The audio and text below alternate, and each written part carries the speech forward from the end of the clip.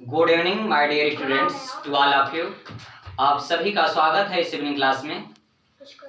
पिछले वीडियो में मैंने आप तक पहुंचाया था और उसमें लास्ट में मैंने बताया भी था कि नेक्स्ट वीडियो में मैं आप तक लेसन फर्स्ट जिसका नाम होगा सेंटेंस उसे मैं आपके सामने पेश करूंगा। तो चलिए आज हम बात करते हैं chapter first grammar class 7th का जिसका नाम है सेंटेंस। तो एट द फर्स्ट टाइम हम बात करते हैं कि व्हाट इज द सेंटेंस। तो जैसा आप देख पा रहे हैं यहाँ पे कि a sentence is a group of words which makes complete sense, यानी शब्दों का ऐसा समूह जिसका कुछ आशय निकलता हो उसे हम क्या कहते हैं? सेंटेंस कहते हैं, यानी वाक्य कहते हैं।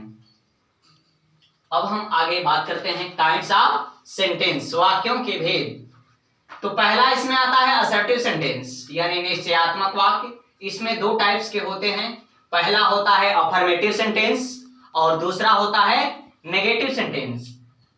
अफर्मेटिव सेंटेंस का मतलब होता है स्वीकारात्मक वाक्य, नेगेटिव सेंटेंस का मतलब होता है नकारात्मक वाक्य। लेकिन इन सभी के बारे में डिटेल में आपको अभी नीचे बता रहा हूं। दूसरा है इंट्रोगेटिव सेंटेंस प्रश्नवाचक वाक्य, तीसरा इंपरेटिव सेंटेंस आदेशात्मक वाक्य, चौथा एक्सक्लेमेटरी सेंटेंस विस्मयादि बोधक वाक्य। यानी 7th में सिर्फ इन्हीं 4 प्रकार के सेंटेंसों का हम आकलन करेंगे। बाकी अगर जो बचता है तो आपको इस क्लास में जानने की जरूरत नहीं है, सकता नहीं है, उसको हम नेक्स्ट क्लास में देखेंगे। तो जितना आपके क्लास के लिए अवेलेबल है मैं आपके सामने पेश कर रहा हूं। तो बात करते हैं असर्टिव सेंटेंस की। असर्टिव सेंटेंस यानी वह वाक्य जिससे किसी बात के स्वीकार करने या इनकार करने का निश्चित भाव प्रकट हो तो असर्टिव सेंटेंस कहलाता है। First affirmative sentence. अफर्मेटिव यानी यहां पे आपने पढ़ा कि स्वीकारात्मक वाक्य, यहां पे आपने पढ़ा स्वीकारात्मक वाक्य। तो यहाँ पे स्वीकारात्मक वाक्य में सबसे फर्स्ट आता है अफर्मेटिव सेंटेंस, ऐसा वाक्य जिससे किसी बात को स्वीकार किए जाने का भाव प्रकट हो, अफर्मेटिव सेंटेंस कहलाता है। Example, Mohan is a good boy, Mohan एक अच्छा लड़का है। बी नेगेटिव सेंटेंस, ऐसा वाक्य जिससे किसी बात या कार्य के न होने का भाव प्रकट होता हो, नेगेटिव सेंटेंस कहलाता है। Example, Mohan does not make a noise, Mohan शोर नहीं मचाता है। बात समझ पा रहे हैं आप? या फिर इसे दूसरे शब्दों में आप कह सकते हैं कि ऐसा वाक्य जिससे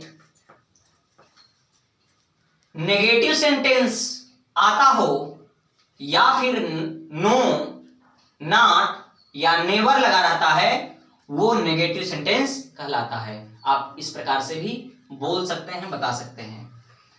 अब नेक्स्ट दूसरा है इंट्रोगेटिव सेंटेंस, ऐसे वाक्य जिससे किसी वस्तु, व्यक्ति या बात के विषय में प्रश्न पूछे जाने का भाव प्रकट होता हो, इंट्रोगेटिव सेंटेंस कहलाता है।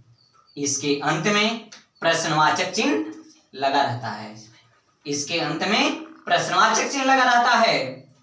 यह 2 प्रकार का होता है, इसमें आपको आकलन मैंने नहीं किया है, उसका जिक्र नहीं किया है, लेकिन मैं ओरली रूप में आप तक पहुंचा रहा हूं कि यह इंट्रोगेटिव सेंटेंस 2 प्रकार के होते हैं। इसको ध्यान देने की आवश्यकता है कि पहला इंफॉर्मेशन यानी जिसमें आपको डिटेल में आंसर जानना हो, वो इंफॉर्मेशन होता है, और दूसरा कंफर्मेशन यानी जिससे सिर्फ यस या नो में आप आंसर दे सकते हो, वो होता है कंफर्मेशन।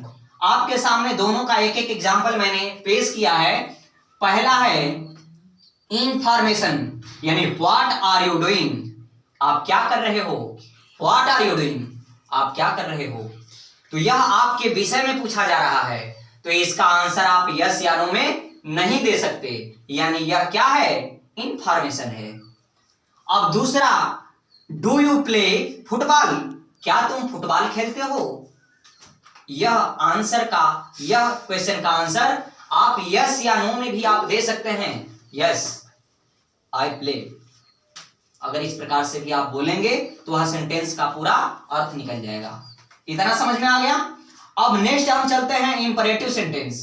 इंपरेटिव सेंटेंस का मतलब होता है आदेशात्मक। जैसा कि यहाँ पे हिंदी ही आप देख रहे हैं कि आदेशात्मक, जिसमें आदेश किया जाता हो।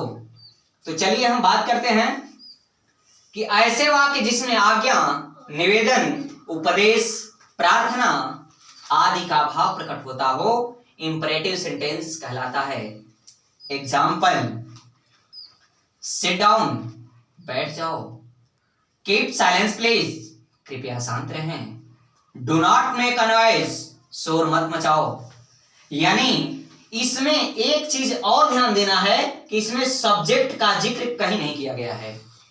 किसी भी सेंटेंस में सब्जेक्ट का जिक्र नहीं है, तो इसको आपको ध्यान देना है। नोट में यहां पे मैंने लिखा है कि ऐसे वाक्यों में सब्जेक्ट छिपा होता है, ऑलरेडी वह पहले से छिपा होता है।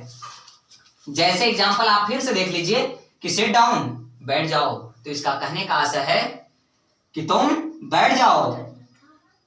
ऑलरेडी इसमें सब्जेक्ट छिपा हुआ है। अब नेक्स्ट हम चलते हैं, बात करते हैं जो लास्ट है एक्सक्लेमेटरी सेंटेंस। ऐसे वाक्य जिससे हृदय में हर्ष, शोक, आश्चर्य आदि भावनाएं प्रकट होती हों, एक्सक्लेमेटरी सेंटेंस कहलाता है।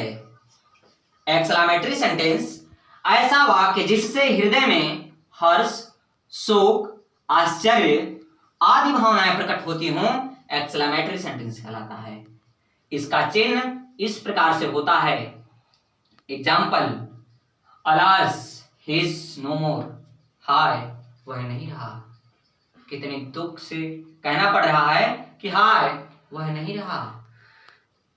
व्हाट अ प्लेजेंट वेदर, कितना सुहावना मौसम है। यह क्या है? एक्सक्लेमेटरी सेंटेंस है। यानी ऐसे सेंटेंसों में अगर आप एक्सक्लेमेटरी बोधक यानी विस्मयादि बोधक चिन्ह अगर आप प्रयोग नहीं करते हैं, तो जिस प्रकार से इंट्रोगेटिव सेंटेंस में क्वेश्चन मार्क न लगाने पर वो सेंटेंस रंग हो जाते हैं, उसी प्रकार से इसमें विस्मयादि बोधक चिन्ह न लगाने पर यह भी सेंटेंस गलत हो जाता है। और मैं उम्मीद करता हूं कि आप सभी को ये बेहद अच्छे तरीके से समझ में आया होगा।